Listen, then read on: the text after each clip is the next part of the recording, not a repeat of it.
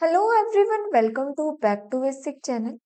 इस वीडियो में हम सेंट्रल टेंडेंसी पढ़ने वाले हैं। इस टॉपिक को जो है वो डिटेल में डिस्कस करेंगे, जो रिसर्च साइकोलॉजी का काफ़ी इम्पोर्टेंट टॉपिक है। सेंट्रल टेंडेंसी जो है वो डिटेल में डिस्कस करेंगे। इसी के साथ साथ जो इसके पार्ट्स होते हैं, मीन, मीडियन, मोड, उन्हें जो है वो डिटेल में डिस्कस करेंगे। आइए शुरू करते हैं अपने इस वीडियो को। सबसे पहले देखते हैं कि सेंट्रल टेंडेंसी होता क्या है।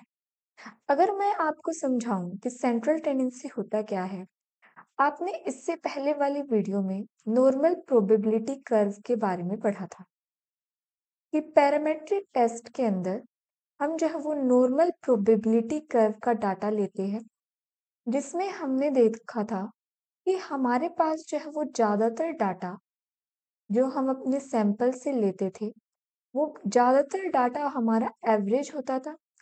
कुछ जो है वो हाई की साइड हमारा डाटा होता था और कुछ डाटा जो है हमारे पास लो साइड में होता था और कुछ जो है वो एवरेज होता था। ज़्यादातर हमारा जो है वो डाटा एवरेज में होता था। ये हमने जो है वो देखा था, नॉर्मल प्रोबेबिलिटी कर्व के बारे में समझा था। इसमें हमने जो है बीच में एक सेंटर पॉइंट लिया था, जिसे यहाँ पे जो है वो मीन, मीडियन, मोड, इसी एक पॉइंट को जो है वो हमने कहा था। सेंट्रल टेंडेंसी को समझने के लिए एक एग्जाम्पल लेते हैं। मान लीजिए आपने जो है वो 10 पार्टिसिपेंट किए।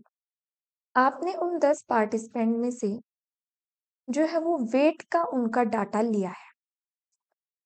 हम जो है वो देखना चाहते हैं कि किस पार्टिसिपेंट का जो है वो कितना वेट है। हमने जो है उनके वेट का डाटा कलेक्ट किया है। मान लीजिए हमारा जो पहला पार्टिसिपेंट है, उसका वेट जो है वो 45 है। दूसरे पार्टिसिपेंट का वेट जो है वो 55 है। इस तरह से जो भी हमारे 10 पार्टिसिपेंट थे, उन सभी का जो है हमने वेट जो है वो मेजर कर लिया कि किसका जो है वो कितना वेट है। हमने सारे पार्टिसिपेंट का जो है उनका वेट का डाटा जो है वो लिया है। अब जो है हम इन 10 पार्टिसिपेंट में से ये देखना चाहते हैं कि सेंटर में क्या पॉइंट है। सेंटर पॉइंट जो है हम देखना चाहते हैं। मान लीजिए कि हमारा जो है वो सेंटर पॉइंट 50 आया है।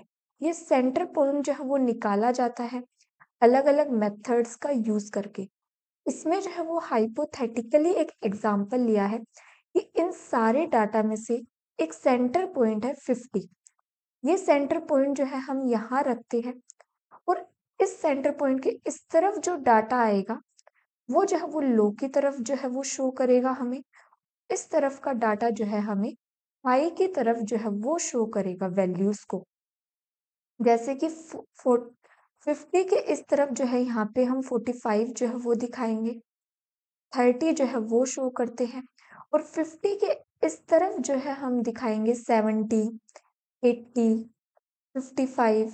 तो ये जो है सेंट्रल टेंडेंसी का यूज किया जाता है ताकि हम इस सेंटर पॉइंट को जो है फाइंड आउट कर सके, ताकि इसका रेफरेंस का यूज करके हम जो है ये बाकी के डाटा को जो है वो पुट किया जा सके। सेंटर पॉइंट को निकालने के लिए जो है वो सेंट्रल टेंडेंसी का यूज किया जाता है। अगर मैं आपको एक एग्जांपल और दूं, मान लीजिए आपके पास जो है वो 20 पार्टिसिपेंट है। आपने जो है उन 20 पार्टिसिपेंट के आईक्यू का डाटा लिया है कि किस पार्टिसिपेंट का जो है वो कितना आईक्यू लेवल है। ये आपने जो है वो डाटा लिया है। मान लीजिए आपके पहले पार्टिसिपेंट का आईक्यू जो है वो है 85, आपके दूसरे पार्टिसिपेंट का आईक्यू है 60, थर्ड पार्टिसिपेंट का आईक्यू है 70, आपके फोर्थ पार्टिसिपेंट का आईक्यू है 140। इसी तरह से जो है आपने 20 पार्टिसिपेंट के आईक्यू का जो है वो माप ले लिया, उनका डाटा जो है वो ले लिया। अब आप इनमें से जो है वो सेंटर पॉइंट निकालते हैं। एक पॉइंट जो है वो सेंटर में आता है। मान लीजिए यहाँ पे सेंटर पॉइंट जो हमने मेथड का यूज किया है, उससे ये सेंटर पॉइंट जो है वो 65 का जो है वो निकाल लिया। अब यहाँ पे जो है वो 65, यहाँ पे जो है वो प्लॉट किया जाता है 65। ये जो है हमारा सेंटर पॉइंट हम जो है निकालते हैं और अब जो इसका डाटा जो है अब आगे जो प्लॉट किया जाता है वो इसके रेफरेंस में किया जाता है कि जो 65 से कम है वो जो है वो इस तरफ आता है, इस तरफ जो है वो शो किया जाता है, और जो 65 से ज़्यादा है वो जो है इस तरफ शो किया जाता है। तो ये जो है वो सेंटर पॉइंट निकालने के लिए सेंट्रल टेंडेंसी का जो है वो सेंट्रल टेंडेंसी जो है वो कहा जाता है, जिसमें हमें सेंटर पॉइंट हमारे डाटा का चाहिए होता है ताकि उसका हम यूज़ करके अपने बाकी डाटा को जो है वो प्लॉट कर सके, ताकि जो है उसके लो की तरफ हमें पता चले कौन कितना डाटा है और हाई की तरफ जो है वो पता चले कितना डाटा है। बस सेंटर पॉइंट को निकालने के लिए जो है वो 3 मेथड्स का यूज़ हम कर सकते हैं। एक तो मीन, मोड, मीडियन। तो ये 3 मेथड्स हैं जो हमें ये सेंटर पॉइंट जो है वो डाटा का हमारा देते हैं। अब सबसे पहले हम देखते हैं हमारी थ्योरी क्या कहती है। Central tendencies is statistical concept that identify a single value हमें देता है रिप्रेजेंटिंग द मिडल, जो हमें मिडल पॉइंट हमारा जो है वो रिप्रेजेंट करता है। ये हमारा जो है वो मिडल पॉइंट है और टिपिकल वैल्यू जो है हमारी दिखाता है डाटा सेट की, effectively summarising the entire distribution. हमारे एंटायर डाटा का जो सेंटर पॉइंट है उसे जो है वो दिया जाता है। It measure of central tendency are often called averages. हम इसे जो है वो एवरेजेस भी कह सकते हैं और ये सेंट्रल टेंडेंसी टर्म 1920s में आई थी। अब जो है हमारे पास 3 मेजर्स हैं। इन 3 मेथड्स का यूज करके हम जो है हमारा सेंट्रल पॉइंट जो है वो निकाल सकते हैं। हमारे डाटा का सेंटर पॉइंट जो है इन 3 मेथड्स का यूज करके हम निकाल सकते हैं। अब सबसे पहले हमारे पास आता है मीन। मीन जो है वो कैसे निकाला जाता है, कहाँ ये यूज होता है, उसे जो है वो डिस्कस करते हैं। सबसे पहले हम देखते हैं कि मीन का यूज कहाँ होता है। उसके बाद जो है हम देखेंगे कि इसे जो है वो कहाँ निकाला, इसका यूज कहाँ किया जाता है। अगर आपने मेरी वीडियो देखी हो जिसमें मैंने पैरामेट्रिक टेस्ट और जो है वो नॉन पैरामेट्रिक टेस्ट में क्लियर डिफरेंस जो है वो समझाया था कि एक पैरामेट्रिक टेस्ट कौन से होते हैं और एक नॉन पैरामेट्रिक टेस्ट कौन से होते हैं। उसमें हमने एक बात जो है वो पढ़ी थी कि जो पैरामेट्रिक टेस्ट होते हैं जिसमें टी टेस्ट हमारे आते हैं, अनोवा आता है, मनोवा आता है, ये जो है हमारे सारे पैरामेट्रिक टेस्ट होते हैं। इसमें जो है हम सेंट्रल टेंडेंसी का यूज करते हैं मीन। इसमें जो है वो सेंट्रल टेंडेंसी का हम यूज इसमें जो है वो सेंट्रल टेंडेंसी का यूज करते हैं हम मीन। जब हमारे पास नॉर्मल प्रोबेबिलिटी कर्व का डाटा होता है उसमें जो है हम सेंट्रल टेंडेंसी सेंटर में वो वैल्यू लेते हैं जो हमने जो है वो मीन से निकाली हो। अब नॉर्मल प्रोबेबिलिटी कर्व का आपको मतलब पता ही है कि ज्यादा डाटा हमारे पास जो है वो एवरेज में होता है, कुछ डाटा जो है हमारा लो की तरफ होता है और कुछ डाटा जो है हमारे पास हाई की तरफ होता है। ये जो है हमने अभी तक पढ़ा था कि नॉर्मल प्रोबेबिलिटी कर्व जहाँ पे हम पैरामेट्रिक टेस्ट का यूज करते हैं वहां पे जो सेंट्रल टेंडेंसी जिससे हम निकालते हैं वो जो है हमारे पास मीन होता है। ये जो है हमने पढ़ा था। एनपीसी के अपोजिट में हमारे पास एक डाटा होता है स्क्यू का डाटा। जैसे कि मान लीजिए हमारे पास जो है एक तरफ जो है वो कर्व ज्यादा जो है, एक तरफ जो है वो कर्व के कम डाटा है, दूसरी तरफ जो है वो ज्यादा डाटा हो तो उसे जो है वो स्क्यू कहते हैं, या जिसे जो है वो एक्सट्रीम स्कोर भी जो है हमारा कहते हैं। ये एक्सट्रीम वर्ड का यूज जो है हम आगे करेंगे। जैसे कि मान लीजिए यहाँ पे हमारा हाई होता है इस तरफ, यहाँ पे जो है वो हमारा लो होता है। हमारे पास जो है यहाँ पे इस तरह का डाटा जो है वो बनाया जाता है कि एक क्लास में जो है वो 50 बच्चे थे जिसमें से 48 जो है वो फेल हो गए। तो इसकी वजह से जब हम इनका डाटा जो है वो शो करेंगे, तो वो एक्सट्रीम में चला जाएगा कि ये जो है वो स्क्यू कर्व जो है हमारी बन जाएगी, क्योंकि ये हमारा जो है वो एक ही तरफ जो है वो कर्व के ज़्यादा जो है वो झुकाव हमें देखने को मिल रहा है। तो ये जो है वो स्क्यू भी कहते हैं इसे, और एक्सट्रीम स्कोर भी कहा जाता है। जब हम नॉन पैरामेट्रिक टेस्ट लगाते हैं, जिसमें हमारा काई स्क्वायर हो गया, हमारा विल्कोक्सन टेस्ट हो गया, ऐसे टेस्ट जो हमारे नॉन पैरामेट्रिक टेस्ट होते हैं, उसमें जब हम सेंट्रल टेंडेंसी का यूज करते हैं, तो वो जो है हमारी मीडियन होती है। अब ये मीन मीडियन मोड किस तरह से निकाला जाता है, उसे जो है वो देखते हैं। Mean the sum of all data points divided by number of data points. आपको जो है वो मीन निकालने के लिए क्या करना होता है, मान लीजिए ये आपके जो है वो सैंपल का डाटा है, इन्हें जो है वो सभी को हम प्लस कर लेंगे 5 प्लस 4, और जितने ये टोटल वर्ड है, नंबर्स है 1 2 3 4 5 6, 6 है, तो उससे जो है मान लीजिए इनका प्लस करके जो है आपके पास 30 आता है, और यहाँ पे जो है वो 6 से आप जो है इसे डिवाइड कर देंगे, और ये आ जाएगा 6 5 जा 30, तो आपका यहाँ पे जो है वो सेंटर पॉइंट आएगा 30, सॉरी यहाँ पे जो है वो सेंटर पॉइंट आएगा आपका 5। अब जो इस तरफ है उसमें जो है आप कम स्कोर वाले जो है वो शो कर देंगे, और इस तरफ जो है आपका जो है वो ज्यादा वाले शो किए जाते हैं। तो ये जो है वो पॉइंट निकालने के लिए आपको जो है वो मीन का यूज करना होता है, और मीन जो है वो इस तरह से निकाला जाता है कि जो भी आप जितना भी आपका स्कोर है उन सभी को प्लस करें, और जितने भी नंबर्स है उससे जो है वो डिवाइड कर दिया जाता है। It can be used in parametric test. Central value mean का यूज जो है वो टी टेस्ट में, अनोवा में, मनोवा में यूज किया जाता है। It can be include all data points, that why it can be used. अब ये ऑल डाटा पॉइंट्स यहाँ पे जो है वो काफी इंपॉर्टेंट वर्ड है।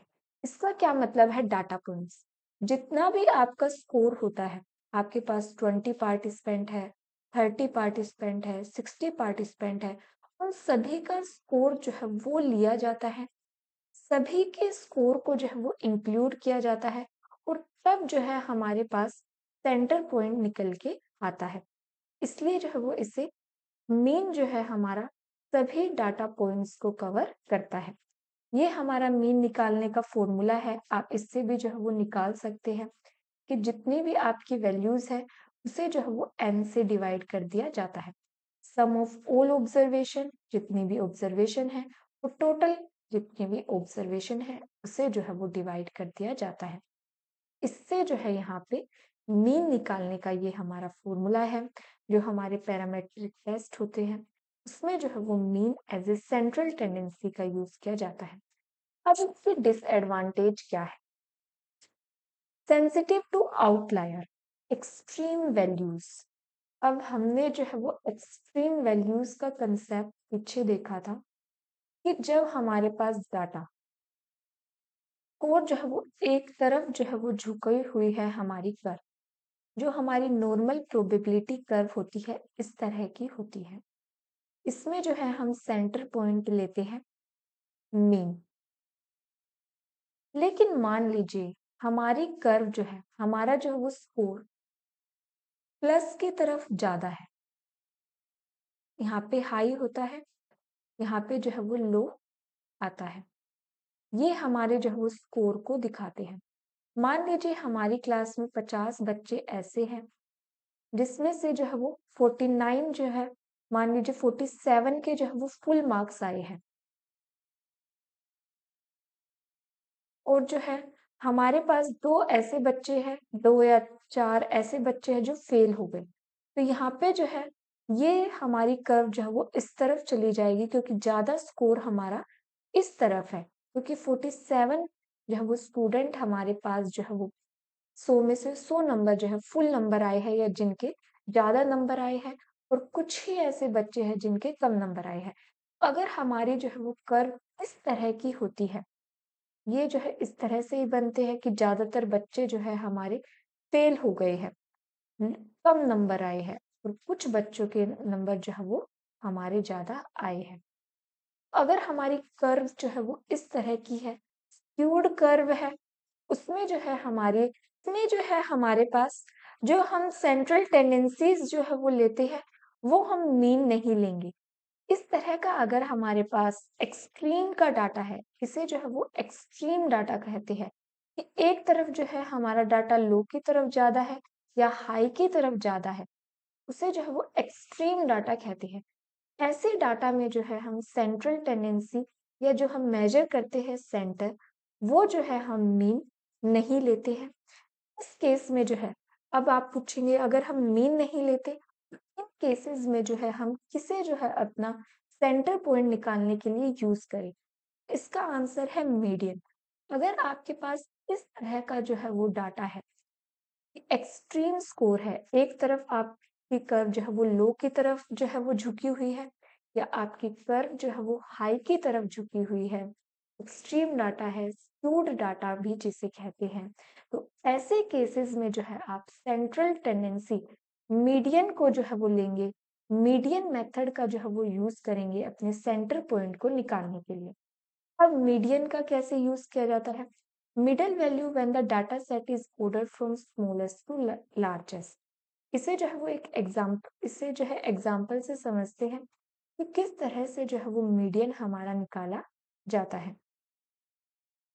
तो सबसे पहले जो भी हमारा स्कोर होता है 2, 9, 8, 3, 5, मान लीजिए इतना ही हम एग्जाम्पल में लेते हैं मीडियन निकालने का एग्जाम्पल। इसे जो है आप स्मॉलेस्ट से लेकर लार्जेस्ट में पहले जो है आप लगाएंगे 2, 3, 5, 8 और 9।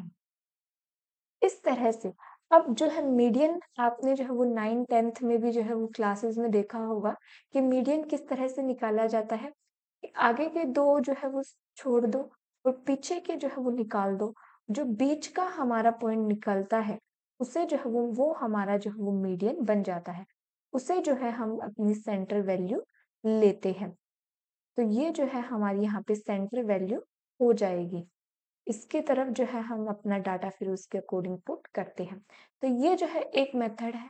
अब मान लीजिए हमारे पास या इवन नंबर में जो है हमारे पास डाटा है, इस केस में क्या किया जाता है कि जो भी हमारी बीच की दो वैल्यूज होती हैं, उन दोनों को प्लस किया जाता है और 2 से जो है वो डिवाइड कर दिया जाता है।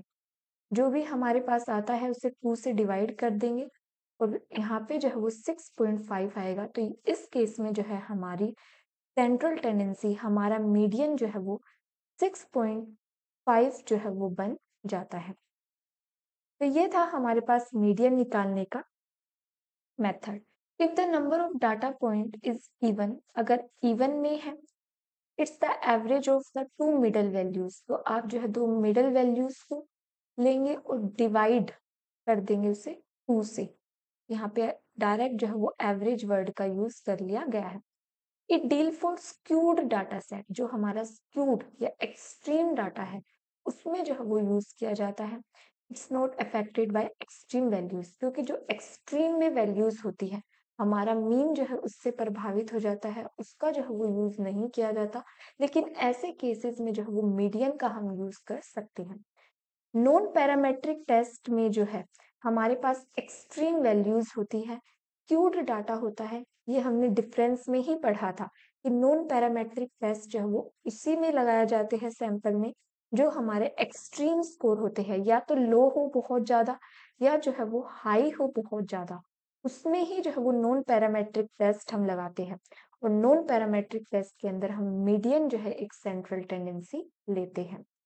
तो ये था हमारे पास केस खत्म मीन मीडियन मोड का। ये जो है वो फॉर्मूला भी आप देख सकते हैं कि अगर आपके पास ओड वैल्यू है तो ये फॉर्मूला लगेगा, इवन वैल्यू हो तो ये फॉर्मूला जो है वो लगाया जाता है। इसके बाद है हमारे पास नेक्स्ट है मोड। अब ये मोड क्या होता है, इसका कहाँ यूज किया जाता है?